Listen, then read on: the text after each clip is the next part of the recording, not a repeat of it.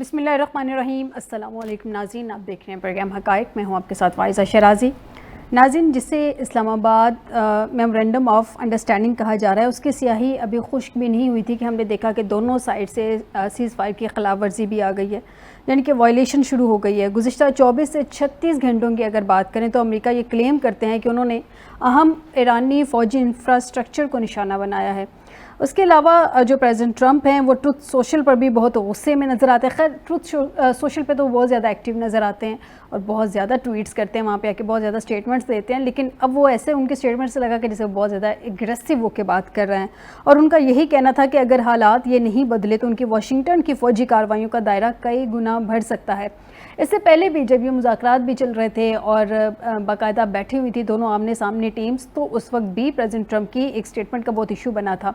और उस वक्त भी उन्होंने कहा था कि अगर ईरान सीधे तरीके से अच्छी एक डील साइन नहीं करता तो उस पर पहले से ज़्यादा सख्त अटैक किया जाएगा। बहरहाल जी, उन्होंने कहा कि ऐसा वक्त भी आ सकता है जब अमेरिका के लिए तहम्मुल मुमकिन ना रहे और ऐसा ना हो कि ईरान का वजूद ही ना रहे। ये वो थ्रेट कर रहे हैं और ईरान की जानिब से भी ऑब्वियस सी बात है कि इसका रिएक्शन भी सामने आना था। उन्होंने बहुत ज़्यादा गुस्सा भी सामने आया। सऊदी अरब को लेकर तो गुस्सा थे ही, लेकिन बहरहाल उन्होंने ईरान ने कुवैत और बहरीन की कुछ इंस्टॉलेशंस पे हमले कर दिए जवाबी कार्रवाई के तौर पे।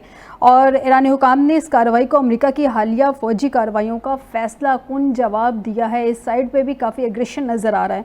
ईरानी लीडरशिप का क्लेम है कि अगले 30 दिन तक अब हुर्मुज़ पर मुकम्मल तौर पर कंट्रोल ईरान का ही रहेगा। ये सारी सूरत हाल किधर जा रही है, इस सब पे बात करेंगे प्रोग्राम में। आपको बताएं कि प्रोग्राम के पहले हिस्से में हमें ज्वाइन किया है ब्रिगेडियर रिटायर्ड हारिस नवाज साहब हैं, डिफेंस एनालिस्ट हैं। बहुत शुक्रिया ब्रिगेडियर साहब आपका हमें ज्वाइन करने के लिए। अस्सलाम वालेकुम ब्रिगेडियर साहब। जी वालेकुम अस्सलाम। ब्रिगेडियर साहब, जैसे कि अभी मैंने कहा कि जो MOU है उसकी तो शायद अभी स्याही भी खुश्क नहीं हुई थी कि दोनों साइड से सीज़ फायर की वायलेशन हो गई। क्या देख रहे हैं कि ये हल्की फुल्की इसी तरह से वायलेशंस होती रहेंगी और हतमी किसी मुआहदे तक पहुंचा जाएगा, या खुदा न खास्ता रास्ते में देख रहे हैं कि कोई सीरियस किस्म की हर्डल्स भी आ सकती हैं? देखें, एक दो बातें मैं बताऊं कि जब एक आर्जी जंगबंदी हुई है, मुज़ाकरात हो रहे हैं, अभी सब टेक्निकल टीम में बैठे हैं। 3 टेक्निकल टीम्स होंगी, एक जो न्यूक्लियर के बारे में बात करेगी, एक इकॉनमी पर, एक इजराइल की और लेबनान की वॉर के बारे में। तो इसके दौरान में देखें, ये छोटी जो लड़ाइयाँ होती हैं स्क्रीमिश आर्जी जंगबंदी में होती रहती हैं। ठीक है। और ये एक दूसरे को पोस्टिंग होती है, वो होती है, प्रेशर टैक्टिक्स होता है। फिर उसके बाद आप अपने प्रेशर डालते हैं, अपनी मसल फ्लैक्सिंग करते हैं, अपने आप अपने अवाम की डोमेस्टिक कनेक्शन के लिए करते हैं। फिर ईरान ने भी गलती की कि एक हुर्मुज़ में सिंगापुर के शिप के ऊपर ड्रोन फायर कर दिए।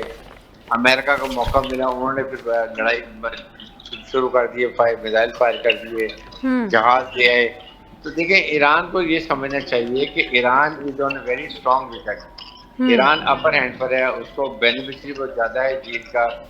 उसको कोई ऐसी बात नहीं करनी चाहिए जिससे कहीं ना कहीं कोई खतरा हो जंगबंदी को टूटने का। और सेकंड ये कि जब जंगबंदी हो और मुज़ाकरात हो रहे हों तो ये छोटी मोटी चीज़ पर रिलेशन चलती रहे, डजंट मैटर। अगर मुज़ाकरात और जंगबंदी हुई है तो ये इट इज़ होपफुल सिचुएशन, उम्मीद रखनी चाहिए और ये बेहतर रहेगा। आई एम श्योर कि चलते रहेंगे। लेकिन प्रेसिडेंट ट्रंप की आदत है कि वो कभी आपके सामने डिफरेंट एक्ट्स के ऊपर सोशल मीडिया पर बड़ी प्रोवोकेटिव स्टेटमेंट देते हैं आवाम को खुश करने के लिए, because he has not gained out of this war. उनको इस लड़ाई का कोई फायदा नहीं हुआ। अमेरिकन पब्लिक को वो जवाब नहीं दे सकते कि मैंने क्यों लड़ाई की और मैंने क्या हासिल किया और मैंने क्या खोया। ज़्यादा खोया, पाया कुछ भी नहीं। इसलिए वो ऐसी स्टेटमेंट देते हैं। जाहिर है कि वो सिर्फ एक फ़ायदा उठाना चाहते हैं कि जो 47 ईयर में कोई अमेरिकन प्रेसिडेंट नहीं कर सका कि मैंने ईरान को मैं डीन्यूक्लियराइज कर दूंगा और उनका 460 किलोग्राम जो है एनरिच्ड यूरेनियम वो मैं डिग्रेड करके उसको मैं, चाहे ईरान में रहे लेकिन IAEA के अंडर इंस्पेक्शन में, उसको ईरान के एटॉमिक रिएक्टर के लिए, फिर एनर्जी के लिए, मेडिकल के लिए, साइंस के लिए वो इस्तेमाल कर सके। तो ये इन इन्वायरमेंट में होनी चाहिए। लेकिन दोनों मुल्कों को रिस्ट्रेन करना चाहिए, इसलिए कि दोनों मुल्क लड़ाई नहीं चाहते। अमेरिका के ऊपर बहुत ट्रमेंडस प्रेशर है कि लड़ाई नहीं करनी। आप जो इकोनॉमिक क्राइसिस हुए हैं, एनर्जी क्राइसिस हुए हैं, फूड फूड सिक्योरिटी क्राइसिस में, इसलिए अमेरिका को दुनिया का प्रेशर है, सवाई इसराइल के पूरी दुनिया चाहती है लड़ाई ना हो। इसलिए मेरे ख्याल में मुझे उम्मीद है कि लड़ाई नहीं होगी, बल्कि ये मुज़ाकरात आगे चलते रहेंगे। लेकिन ब्रिगेडियर साहब, इंटेंट तो हमें, जैसे भी आपने कहा कि ये दोनों साइड जंग नहीं चाहती, हमें यही लगा, लेकिन दूसरी जानिब जो मिसअंडरस्टैंडिंग के चांसेस हैं वो भी बहुत हाई हैं इस वक्त। पिछले अगर हम 2-3 दिनों से यूएस मिलिट्री की जो फ़्लाइट्स हैं जो मिडल ईस्ट में काफ़ी जा रही हैं, स्पेशली मिडल ईस्ट के हवाले से, वो काफ़ी ज़्यादा तादाद में जा रही हैं, क्योंकि उनके जो इंटरसेप्टर्स हैं उनको रिप्लेनिश करना है, उनके क्रूप्स को रिप्लेनिश करना है। ऐसा लगता है कि जैसे पोजीशनिंग हो रही है दोनों साइड्स की। अगर मैं बात करूं, शायद ये एमओयू या ये जो सीज़ फायर है आपके ख्याल में इतनी स्ट्रॉन्ग पोजीशन में आने वाले चंद दिनों में ना रहे, और क्या ये दोनों साइड से आपको ऐसा लगता है कि तैयारी की जा रही है कि अगर हालात दोबारा इस नहज पे आते हैं, बिगड़ते हैं, तो दोनों साइड स्ट्रॉन्ग हों, स्ट्रॉन्ग पोजीशन में हों? देखिए, अगर लड़ना वो चाहते हैं तो 3 महीने से उन्होंने अपनी तैयारी पूरी कर ली होगी। हाँ हाँ, अमेरिका ने भी तैयारी कर ली होगी और ईरान ने भी तैयारी कर ली होगी। ठीक है। 3 महीने गुजरे हैं जंगबंदी को। लेकिन आई एम श्योर, आप मुझे बताइए, जो अभी इकोनॉमी के क्राइसिस हुए हैं, एनर्जी के क्राइसिस हुए हैं, फूड सिक्योरिटी के क्राइसिस हुए हैं, क्या अगर अगले 60 दिन लड़ाई हो जाती है खुदा ना खास्ता, तो आप सोचें कि दुनिया में इकोनॉमिक और एनर्जी क्राइसिस क्या होंगे। इससे ईरान, खलीजी ममालिक को कितना नुकसान होगा, जो सारी उनका ऑयल और गैस रुका हुआ है। चाइना को क्या नुकसान होगा, ईरान को क्या नुकसान होगा। उसके बाद नेटो नहीं चाहता, यूरोपियन यूनियन नहीं चाहती है, खलीजी ममालिक नहीं चाहते हैं, तो चाइना, रशिया नहीं चाहता, हमारे साइड के तमाम ममालिक नहीं चाहते हैं। इसलिए पूरी दुनिया प्रेशर डाल रही है अमेरिका के ऊपर कि इसको करे। द ओनली कंट्री इज ये इजराइल इसलिए चाहता है कि इजराइल ये चाह रहा था कि वो किसी तरीके से मिलिटरली ईरान को बिल्कुल 0/0 कर दे, कोई थ्रेट ना हो। वो कभी अगर जाए मिडल ईस्ट की तरफ, ये ग्रेटर इजराइल का ख्वाब जो पूरा करने के लिए, तो ईरान की तरफ उसको कोई थ्रेट ना हो। वो अभी थ्रेट करता है, इसीलिए उस फायर का काम कर रहे हैं। कभी लेबनान में फायर करता है, कभी बेरूत पे चला जाता है, कभी वो ऐसे एनवायरनमेंट क्रिएट करता है कि फिर because they are not happy. और फिर जहाँ जंगबंदी प्रॉपर हो जाएगी, ये नेतन्याहू का वो आखिरी दिन होगा, और उसके बाद उसके करप्शन चार्जेस हैं, उसको सजा, वो जेल भी जा सकता है। ये इसका सर्वाइवल ही एक लड़ाई होती है, चाहे गाजा में हो, चाहे वेस्ट बैंक में हो, या लेबनान में हो, कहीं हो, वो लड़ाई करता रहे। जो अब अमेरिकन को समझ आ गई है कि जी हमने इजराइल की लड़ाई लड़ी है, American people very unhappy, Israel से भी नाराज हैं और प्रेसिडेंट ट्रंप से नाराज कि तुम उसके ट्रैप में क्यों आ गए। इसी तरीके से वहाँ पर जो महंगाई, इन्फ्लेशन हुई है, गैस की, डीजल की प्राइस बढ़ गई है, पेट्रोल की, उनकी कांग्रेस भी नाराज है, सेनेट भी नाराज है। उन्होंने बल्कि कांग्रेस अब ये कर दिया है, अब दोबारा लड़ाई के लिए कांग्रेस से परमिशन लेनी पड़ेगी। तो ये काफ़ी चीज़ें ऐसी हो गई हैं। और फिर मुझे बताइए कि अगर पिछले 60 दिन में अमेरिका ने ईरान का नुकसान नहीं जितना चाहते थे कर सके, ना उनके रिजीम चेंज कर सके, ना न्यूक्लियर एसेट्स ख़त्म कर सके, ना मिसाइल कैपेसिटी ख़त्म कर सके, ना ड्रोन कैपेसिटी ख़त्म कर सके, तो फिर और 60 दिन में क्या कर लेंगे। Iran is a big country, Iran बहुत माउंटेनस एरिया है, 9-10 करोड़ आबादी है, बहुत बड़ा लैंड मास है। वर्सेस वो सिर्फ इजराइल को तबाह करके रख देगा, छोटा सा मुल्क है, तो इजराइल को समझ आ जाएगी। इन एनवायरमेंट देखते हुए अभी ना खलीज लड़ाई, कोई लड़ाई नहीं कर चाहता, तो मुझे नहीं लगता लड़ाई होगी, बल्कि इंशाल्लाह पाकिस्तान और जो तुर्की की कोशिश है ये कतर की, वो कामयाब होगी। और सालिसी में ये मुआहदा होगा कि ये यूनाइटेड नेशन इसको जाके अथेंटिफाई करेगी और फिर इफेक्टिव होगा। ब्रिगेडियर साहब, अभी हम इसराइल की बात करें, क्योंकि अमेरिका और ईरान के दोनों के इंटेंट नज़र नहीं आ रही है कि किसी भी वॉर की तरफ जाया जाए दोबारा से। लेकिन इसराइल को देखें तो उसका एक प्लान ये भी तो मौजूद था कि इसराइल का ईरान पे 2 प्रॉम्प्ट अटैक, कि वो ईरान पे 2 प्रॉम्प्ट अटैक करेगा, कुर्गिस्तान से और बलूचिस्तान से उसे स्क्वीज़ करेगा, और उसके बाद एक सिविल वॉर अपराइजिंग शुरू करवाई जाएगी। इसमें तो वो कामयाब नहीं रहा, गो कि उसने इसे अपेयरेंस में तो रख दिया लेकिन उस पर अमल नहीं कर सका। आपके ख्याल में, क्योंकि इजराइल इससे नाखुश है, वो नहीं चाहता कि किसी तरह से अमन हो, और ईरान को अमन मिले वो तो बिल्कुल नहीं चाहेगा, और अमेरिका को उसने जिस तरह से घसीटा इस वॉर में, वो बिल्कुल भी नहीं चाहेगा कि अमेरिका इस सबसे साइड पे हो जाए, क्योंकि खुद नेतन्याहू को बड़े सारे केसेस का सामना करना पड़ेगा, जिसका ट्रंप भी बार बार कह चुके हैं कि ये अदालतों से और जेल से मेरी वजह से बचा हुआ है। तो आपके ख्याल में क्या ये ऑप्शन दोबारा इजराइल अवेल कर सकता है, या प्रेसिडेंट ट्रंप उसको कंट्रोल कर लेंगे? देखें, अभी तो नहीं कर सकते, इसलिए कि देखें दुनिया को पता चल गया कि Iran is a very strong military power. जो एक अमेरिका उसको शिकस्त नहीं दे सकता, तो इसराइल क्या करेगा? इसराइल छोटा सा मुल्क है।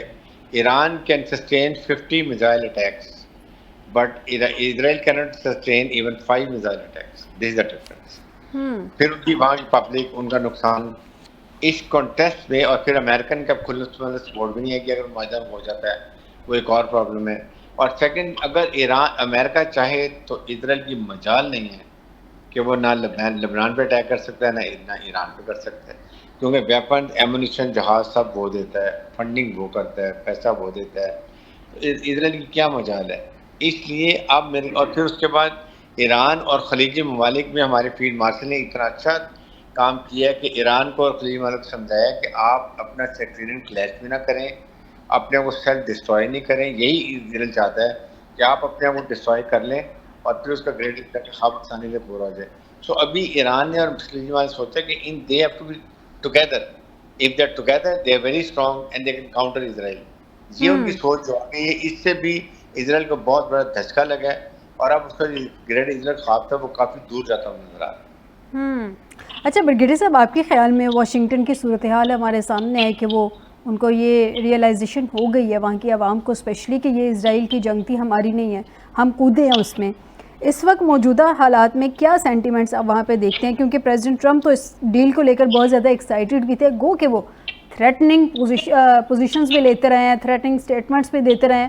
पोस्टरिंग एक होती है तो ठीक है, वो पोस्टरिंग वो करते रहे हैं, लेकिन अभी 8-9 दिन में मुकम्मल नहीं हुए और ये सीज़ फायर वायलेशन शुरू हो गई। चले एक्सपेक्ट किया जा रहा था या एस्केलेशन होनी थी, छोटी मोटी झड़पें होनी थी, इसको जिस भी सेंस पे ले लें, लेकिन आपके ख्याल में वाशिंगटन का वो तबका जो इस जंग में हावी दिखाई देता है, जिनके इस जंग के हक में है, वो हावी होता आपके ख्याल में दिखाई देता है कि सीज़ फायर में ये जो सिचुएशन है ये कम हो, या आपके ख्याल में फ़ायदा ज़्यादा हो रहा है इस सारी सिचुएशन से इसराइल को, और अमेरिका जो है दोबारा से उसकी बातों में आ सकता है? देखें, American public, American Senate, American Congress, they are totally against this war. उनकी वहाँ पर जो इन्फ्लेशन हुई है, जो गैस की प्राइसेस हैं, जो पेट्रोल की प्राइसेस हैं, American they very sensitive to these things. इसीलिए वो बार बार वो के वहाँ पर पॉपुलैरिटी ट्रम्प की 29% रह गई है 70% से। फिर उसके बाद वहाँ पर जो ज़ायनिस्ट लॉबी है जो चाहती है कि इसराइल का वहाँ पर जो इन्फ्लुएंस है कि वहाँ पर लड़ाई हो ईरान के साथ, वो आहिस्ता आहिस्ता उसके खिलाफ पब्लिक हो रही है। और वो अमेरिका के ध्यान में ये पब्लिक के आ गया है कि ये हमारी जंग नहीं थी, ये इसराइल की जंग है जो अमेरिका ने लड़ी है, तो हम क्यों अपने लोगों को मरवाएं, हम अपना पैसा $1 बिलियन खराब करें। हमारे 42 जहाज भी गए और हमारी साख, हमारी क्रेडिबिलिटी को नुकसान हुआ। And what we have gained? अगर आज अमेरिका से प्रेसिडेंट से ये पूछा जाए कि तुमने लड़ाई की, तुमने क्या हासिल किया, मुझे बताएं। क्या अमेरिका ने ईरान की न्यूक्लियर कैपेबिलिटी ख़त्म कर दी? नहीं की। क्या मिसाइल टेक्नोलॉजी, मिसाइल कैपेसिटी ख़त्म कर दी? नहीं की। क्या ड्रोन कैपेबिलिटी ख़त्म कर दी? नहीं की। क्या रिजीम चेंज कर ली? नहीं कर सके। तो व्हाट आर द गेन? इसीलिए वो आए थे ना। इसलिए वो तो कुछ नहीं कर सके। उनका डिज़ाइन ये था इसराइल का, हम 1 हफ्ते में ईरान को बिल्कुल डिसिमेट कर देंगे, वहाँ पर जाके अपनी मर्जी के रिजीम चेंज करके रज़ा शाह पहलवी को बेटे को लाएंगे, बिठाएंगे, वो हमें फ़ौरन रिकग्नाइज कर देगा। इधर से हम ईरान के जो मिसाइल और ड्रोन कैपेबिलिटी ख़त्म कर देंगे, तो हम हमेशा के लिए ईरान पे कब्जा कर लेंगे, ऑयल गैस पे भी कब्जा कर लेंगे, इराक की तरह, लिबिया की तरह, सीरिया की तरह। और उसके बाद Pakistan would have been threatened a lot. इसके बाद वो ग्रेटर इजराइल के लिए चल पड़ता जो मिडिल ईस्ट की तरफ। ये ख्वाब पूरा नहीं हुआ, इसलिए वो अपसेट है, इसलिए उस फाइल का रोल अदा कर रहे हैं। लेकिन पाकिस्तान ने बहुत अक्लमंदी की, हमने खुल्लम खुल्ला ईरान की सपोर्ट की, जो आज जिसकी वजह से बहुत अंडर ऑब्लिगेशन है। पाकिस्तान की तारीफ करते हैं, पाकिस्तान के हक में तशक्कुर पाकिस्तान की बात करते हैं। वो पाकिस्तान से कह रहे हैं बताएं हम आपके लिए कहाँ इकोनॉमिकली सपोर्ट कर सकते हैं। और फिर हमें एक फ्रंट पे एक बड़ा स्ट्रॉन्ग ईरान मुल्क मिल गया हमारी डेप्थ के अंदर, जो हमें प्रोटेक्शन मिल गई। तो ये हमें बहुत फ़ायदे हुए। अभी आप इसके बाद भी देखेंगे हमारी गैस पाइपलाइन बिछी हुई है, हमें गैस सस्ती मिलेगी, ऑयल सस्ता मिलेगा। हम 10-15 बिलियन डॉलर की उनसे हम ट्रेड करना चाहते हैं, वो हो जाएगा। चाबार बंद हो गया, उनका सारा ship service, container service Karachi port और गवादर पोर्ट पे चली जाएगी। तो हमें ये बड़े 1 साल के अंदर बेनिफिट नजर आएंगे और Iran, Israel is a loser, America is a loser, we should be very clear about it. अच्छा ब्रिगेडियर साहब, ये जो अभी हम पूरी डायनामिक्स देख रहे हैं अमेरिका के अंदर भी प्ले आउट कर रही है ये सारी, जेडी वैंस को मैं स्पेशली उस कॉन्टेक्स्ट में आपसे बात करना चाह रही हूँ कि इस नए एमओयू का फेस बनाया प्रेसिडेंट ट्रंप ने, और अगर इन केस ये कामयाब नहीं होता तो उनका जो पॉलिटिकल कैपिटल है जेडी वैंस का जाएगा। प्रेसिडेंट ट्रंप ने अपने आप को 1 डिग्री ऑफ सेपरेशन रखे इस डील से, जो पॉलिटिकल डोमेस्टिक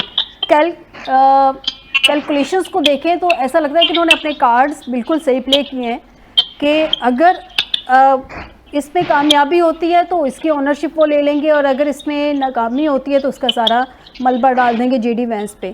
जेडी वैंस के हवाले से आप क्या देख रहे हैं, उनकी जो जिस तरह से डील को लेके चल रहे हैं वो ठीक तरीके से लेके चल रहे हैं, क्योंकि ये ऑलरेडी ये चीज़ मेंशन थी कि ये डील करवाना, इस डील को हैंडल करना बड़ा मुश्किल चीज़ है। देखें, जो जब जेडी वैंस पाकिस्तान आए थे वहाँ भी वो काफ़ी हद तक पुरुमीद थे।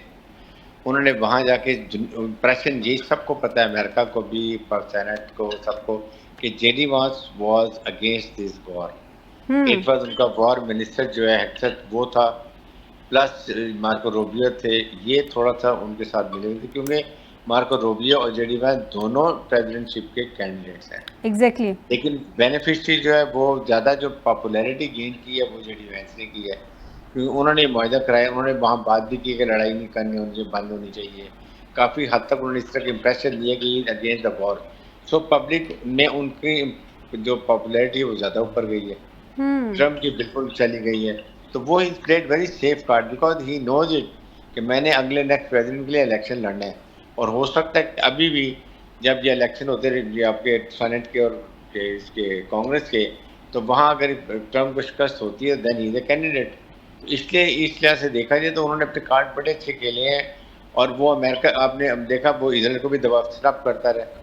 इसराइल की बात भी is getting out of shoes, हम इसको ना सपोर्ट करें तो सर्वाइव नहीं कर सकते, ऐसे नहीं बात हो सकती है। इन कॉन्टेक्स्ट में तो उन्होंने बड़े सेफ कार्ड खेले हैं, और मेरे ख्याल में वो बड़े स्ट्रॉन्ग प्रेसिडेंशियल कैंडिडेट होंगे आइंदा के लिए। बिल्कुल ठीक कह रहे हैं कि उन्होंने बहुत अच्छे स्ट्रॉन्ग कार्ड्स खेले हैं, क्योंकि मार्को रूबियो और जेडी वैंस दोनों नेक्स्ट प्रेसिडेंशियल कैंडिडेट्स हैं। बहुत शुक्रिया ब्रिगेडियर रिटायर्ड हारिस नवाज साहब, आपने प्रोग्राम के हिस्से में ज्वाइन किया।